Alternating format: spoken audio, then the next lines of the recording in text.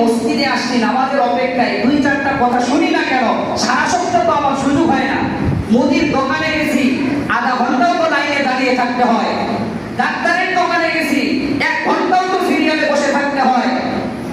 যে জায়গাতে যাই, এক জায়গাতে দাওয়াত খেতে গেছি, 2-3 এরকম দেখা যায় 15 থেকে 20 মিনিট বা আধা ঘন্টাও তো সিরিয়ালে দাঁড়িয়ে থাকতে হয়। খাবার চলতেছে, ওই জায়গাতে অপেক্ষা করা যায়, মুদির বাজারে অপেক্ষা করা যায়, মাসজিদ থেকে অপেক্ষা করা যায়, ডাক্তারের দোকানে অপেক্ষা করা যায়।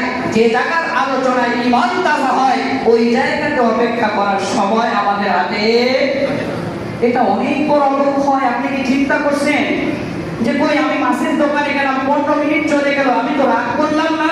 মসজিদে আসলো 5 মিনিট লেট হলো, রাগ করলাম কেন? আমার ঈমানের দুর্বলতা। ঠিক কিনা ধরে বলো? আহা, একটা সপ্তাহ একদিন আসি মসজিদে, একটু দিনই আলোচনা 5 মিনিট বেশি শুনলে এমন কি ক্ষতি হয়ে গেল?